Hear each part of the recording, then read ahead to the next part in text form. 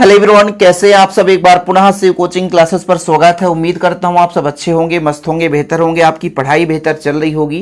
Class 12 physics NCERT में बच्चों chapter 4 चल रहा है, जिसमें आज का टॉपिक है बायो सेवर्ट का नियम। सबसे पहले हमने बच्चों आपको इस चैप्टर में समझाया था आरस्टेड का प्रयोग। आरस्टेड साहब ने क्या बताया था कि हमारे पास यदि एक चालक तार है और उसके पास एक चुंबकीय सुई रख करके चालक तार में धारा प्रवाहित करते हैं तो चुंबकीय सुई में विक्षेप होता है। तो उन्होंने बताया कि किसी भी चालक तार में धारा जब प्रवाहित करते हैं तो उसके चारों ओर चुंबकीय क्षेत्र उत्पन्न हो जाता है, यानी चुंबकत्व का एक गुण उत्पन्न हो जाता है। तो सबसे पहले किसी भी धारा के द्वारा चुंबकीय प्रभाव की खोज किसने की बच्चों? ऑरेस्टेड ने की। केवल उन्होंने इतना बताया था कि जब किसी चालक तार पे धारा बहाते हैं, जब किसी चालक तार पर धारा बहती है तो उसके चारों ओर चुंबकीय क्षेत्र जनरेट हो जाता है। इसके बाद एम्पियर के तैरने के नियम के आधार पर उन्होंने एम्पियर के तैरने के नियम का मतलब ये है कि उन्होंने केवल ये बताया कि जो हमारा चुंबकीय सुई का विक्षेप है किस दिशा में हो जाता है। फिर चुंबकीय क्षेत्र रेखाओं के लिए दाएं हाथ की हथेली का नियम, दाएं हाथ का नियम, मैक्सवेल का कार्कपिंच का नियम, ये सारा चीज आपने पढ़ लिया होगा। हम क्रम से आपको सारा वीडियो प्रोवाइड करते हैं। इसके पहले हमने जैसे जो भी लेक्चर प्रोवाइड किया बच्चों, हमारे चैनल पे प्लेलिस्ट में क्रम से मिल जाएगा। तो अभी तक में ऑरेस्टेड ने यह बताया कि केवल जब चालक तार में धारा बहाते हैं, यानी धारा जब बहती है तो उसके चारों ओर चुंबकीय क्षेत्र जनरेट हो जाता है। इसके बाद इन चुंबकीय क्षेत्र रेखाओं के लिए दाएं हाथ का नियम, कार्कपिंच का नियम, और यह भी क्लियर हो गया भाई साहब कि जैसे किसी भी बिंदु पर यदि हमें तीव्रता निकालनी है तब किधर चुंबकीय क्षेत्र होगा, यह आपके दाएं हाथ के हथेली के नियम से हुआ। अब बायो सेवर्ट के नियम के आधार पर यह हुआ कि मान लीजिए हमारे पास एक चालक तार तो है, उसमें जब हम धारा प्रवाहित करते हैं यानी धारा बहाते हैं तो उसके कुछ दूरी पर एक बिंदु है, तब हमें वहां पर चुंबकीय क्षेत्र कितना होगा यानी चुंबकीय क्षेत्र की तीव्रता कितनी होगी, इस चीज को गणना करने के लिए दो भौतिकविद यानी दो वैज्ञानिक, एक जीन बायो बैप्टिस्ट एवं फेलिप्स सेवर्ट ने एक नियम दिया जिसे बायो सेवर्ट का नियम कहते हैं। अब बच्चों जीन बायो बैप्टिस्ट से एवं फेलिक्स सेवर्ट से नाम लिया गया बायो सेवर्ट, मतलब इनका शॉर्ट नेम है। बायो सेवर्ट का नियम है क्योंकि भाई दो भौतिकविद मिलकर के इसको बताए, जीन बायो बैप्टिस्ट और फेलिक्स सेवर्ट। तो यहां से लिया बायो और यहां से लिए सेवर्ट। तो बायो सेवर्ट कोई एक वैज्ञानिक नहीं है, बल्कि ये दो वैज्ञानिकों ने मिलकर के अपना एक नियम प्रस्तुत किया कि हमारे पास एक चालक तार है, चालक तार से कुछ दूरी पर एक बिंदु है जहां पर चुंबकीय क्षेत्र की तीव्रता कितनी होगी, इसके लिए उन्होंने एक नियम दिया जिसे भाई साहब कहते हैं बायो सेवर्ट का नियम। क्या बोलते हैं बच्चों? बायो सेवर्ट का नियम। बिल्कुल 4 फैक्ट है, बस सिंपल है। किन किन चीजों पर निर्भर करता है? पहला तो भाई साहब जैसे हम मान के चलते हैं एक चालक तार, एक लंबी चालक तार है, वहां पे एक छोटा सा अल्पांश है, तो एक तो अल्पांश पर निर्भर करेगा कि अल्पांश में कितना धारा बह रहा है। ठीक है, अल्पांश पर भी निर्भर करेगा, अल्पांश में कितना धारा बह रहा उस पर भी निर्भर करेगा। ठीक है, कितनी दूरी पर बिंदु है उसके दूरी पर भी निर्भर करेगा, और चालक तार के साथ उस बिंदु से खींची गई रेखा में कितना कोण बनता है उसके ज्या पर निर्भर करेगा। मतलब 4 फैक्टर पर निर्भर करता है बायो सेवर्ट का नियम।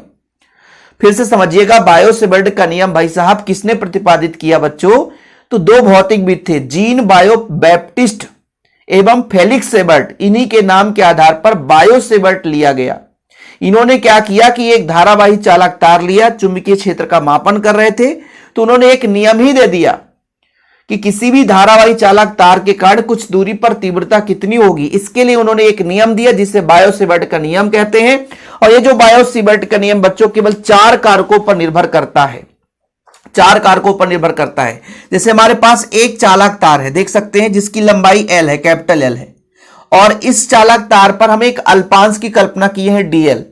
ठीक है, एक अल्पांश है बच्चों, ये DL लंबाई का अल्पांश है।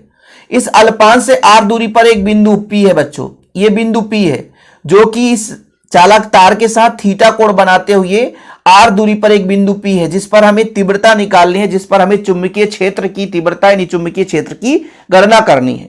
तो ये कुल मिलाकर के 4 चीजों पर निर्भर करता है। एक तो चालक तार, चालक तार में कितने लंबाई के कारण हम निकाल रहे हैं। भाई चालक तार में तो पूरा धारा बह रहा है, तो हम कह रहे हैं एक छोटे से अल्पांश के कारण तीव्रता, तो अल्पांश पर निर्भर करेगी। इस अल्पांश पर कितना धारा बह रहा उस पर निर्भर करेगी, है ना। बिंदु कितनी दूरी पर है इस पर निर्भर करेगी। और बच्चों ये जो बिंदु P है, रेखा जो हमें चालक तार से मिलाने वाली रेखा है, वो चालक तार के साथ कितना कोण बनाती है इस पर भी निर्भर करेगी। तो कोण पर वो आपके ज्या के ऊपर निर्भर करता है, मतलब साइन थीटा के अनुक्रमानुपाती होता है। तो चार चीजों पर कौन कौन सा बच्चों, ये जो आपका मान लीजिए एक चालक तार है तो उसकी जो चुंबकीय क्षेत्र है वो चार चीजों पर निर्भर करती है। यहां पर आप देखिएगा, पहला जो है भाई अल्पांश के कारण चुंबकीय क्षेत्र निकालना है बच्चों, अल्पांश के कारण। तो अल्पांश के लिए अल्प चुंबकीय क्षेत्र हो जाएगा dB। ये समानुपाती होता है भाई धारा के, कितना हम धारा प्रवाहित कर रहे हैं। दूसरा समानुपाती होता है बच्चों अल्पांश, जैसे dl लंबाई का हम अल्पांश लेकर रख रहे हैं। तीसरा सीधा समानुपाती होता है, कितना कोण है उसके ज्या के, मतलब साइन थीटा के समानुपाती होता है। और चौथा बच्चों निर्भर करता है दूरी के, सीधा दूरी के व्युत्क्रमानुपाती होता है। आपको वैसे भी पता होगी दूरी के व्युत्क्रम का मतलब क्या होता है। जैसे मान लीजिए कोई दोस्त आपसे डेली मिल रहा है तो आपकी दोस्ती बहुत अच्छी रहेगी, लेकिन जैसे जैसे मान लीजिए आप अपने दोस्त से मिलना कम कर दो, यानी बंद कर दो, 10 दिन बाद मिलो, फिर 15 दिन बाद मिलो, तो जैसे जैसे आप दोस्त के साथ दूरी बढ़ाओगे ना, तो आपका दोस्त के साथ लगाव भी क्या होता जाएगा, कम होता जाएगा। सिंपल है, आप डेली मिलोगे दोस्ती ज्यादा रहेगी, दूरी बढ़ाओगे तो दोस्ती कम होगी। जैसे आपके साथ होता है वैसे ही चालक तार से यदि हम बिंदु P की दूरी बढ़ा दी, तो जैसे जैसे दूरी बढ़ाएंगे बच्चों तो तीव्रता क्या हो जाएगी, कम हो जाएगी, चुंबकीय क्षेत्र क्या हो जाएगा, कम हो जाएगा। बायोसेवर्ट ने बताया, बायोसेवर्ट का मतलब जीन बायो बैप्टिस्ट एवं फेलिक्स सेवर्ट, इन दोनों का मिक्स नाम है बायोसेवर्ट, ध्यान रखिएगा बच्चों, ठीक है। जीन बायो बैप्टिस्ट एवं फेलिक्स सेवर्ट, इन दोनों का कॉम्बिनेशन है बायोसेवर्ट। इनके माध्यम से बताया गया कि भाई चालक तार से कुछ दूरी पर हम तीव्रता निकालना चाहते हैं, लेकिन तीव्रता निकाल रहे हैं, जितनी दूरी हम बढ़ा देंगे तीव्रता कम हो जाएगी, ठीक है बच्चों। तो इन चार कारकों पर निर्भर करता है। फिर चारों कारकों को मिला दें, देखिएगा थोड़ा सा, इन चारों को मिला देते हैं तो dB समानुपाती कितना हो जाएगा, आप बताओ।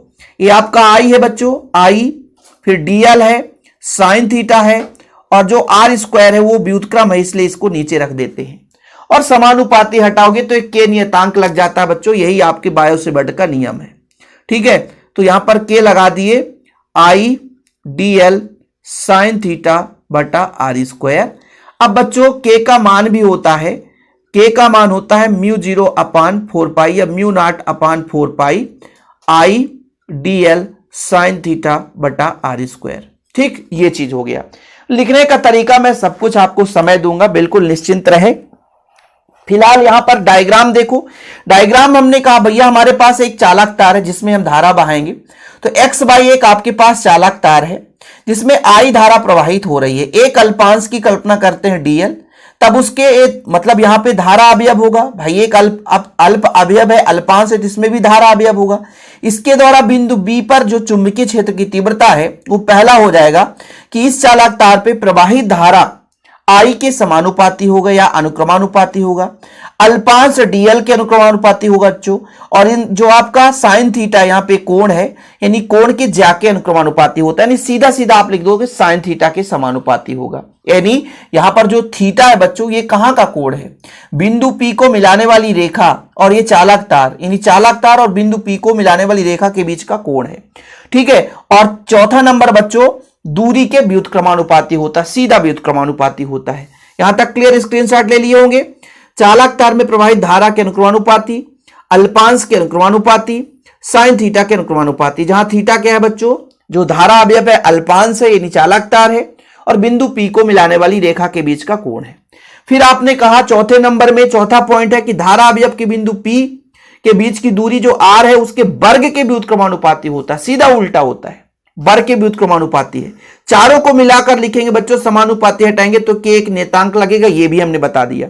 लेकिन ऐसा ही पद्धति में k का मान लिखा जाता है μ0 अपान 4 अर्थात μ0 अपान 4। हम तो μ0 भी पढ़ते हैं μ0 भी पढ़ते हैं, तो कंफ्यूज होने की जरूरत नहीं है। तो ये μ0 अपान 4 बच्चों, μ0 अपान 4। अब इस k का मान यहां पर रख देंगे, सिंपल है, ये आ गया। और यही बायोसेवर्ट का नियम है, यही बायोसेवर्ट का नियम है, ज्यादा कुछ है नहीं। यदि आप μ0 का मान रखोगे कि 4 10⁻⁷ यहां पे वैल्यू पुट करोगे बच्चों तो क्या होगा, 4 पाई से 4 पाई कट जाएगा, बचेगा इतना आंसर। जैसे यहां पर देखेगा, यहां पे जो म्यू नॉट का मान है वो है 4 पाई इंटू 10⁻⁷। ठीक है, तो इस पे वैल्यू पुट करेंगे तो डीबी बराबर कितना हो जाएगा, 4 पाई इंटू 10⁻⁷, और ये 4 पाई हो जाएगा बच्चों IDL sine theta upon R square. अब ये पूरा का पूरा कट जाएगा, ये बच जाएगा, वही चीज यहां पर लिखा गया है। यही आपका हो गया बायो-सेवर्ट का नियम। तो बायो-सेवर्ट का नियम किससे नहीं बनेगा बताओ, इतना आसान तरीके से समझा दिया गया है। उम्मीद करता हूं आप लोग हमेशा के लिए क्लियर कर लेंगे, एग्जाम में काफी इंपॉर्टेंट है और आगे चलकर थ्योरम जो होगा वो बायो-सेवर्ट के नियम का बिना हो ही नहीं सकता। इसलिए बायो-सेवर्ट का नियम अच्छे तरीके से तैयार कर लेना। आपको चीजें क्लियर हो गई है बच्चों की 4 चीजों पर निर्भर करता है, एक तो प्रवाहित धारा के समानुपाती, अल्पांश के समानुपाती, साइन थीटा के समानुपाती और आर स्क्वायर के व्युत्क्रमानुपाती होता है। फिर के का मान रख दो बस, म्यू नॉट अपॉन 4 पाई, यही बायो-सेवर्ट का नियम है बच्चों। ठीक है, आगे चलकर ये महत्वपूर्ण निष्कर्ष भी निकाल देंगे। इसके कई सारे फैक्ट हैं कि थीटा बराबर 0 डिग्री रख दें, है ना, थीटा बराबर 90 डिग्री रख दें तो उसका वैल्यू आप लोग निकाल कर बताना कितना आता है ना। यहां पर आप लोग निकाल कर बताना बच्चों कि साइन थीटा का मान थीटा बराबर 0 डिग्री रखें तो कितना आएगा, थीटा बराबर 90 डिग्री रखें तो कितना आएगा। ठीक है, अगले लेक्चर में काम आएगा, वो मैं आपको बताऊंगा वहां पर। ठीक है, तो फिलहाल अभी के लिए इतना ही। वीडियो पसंद आए तो लाइक करके शेयर कर दें।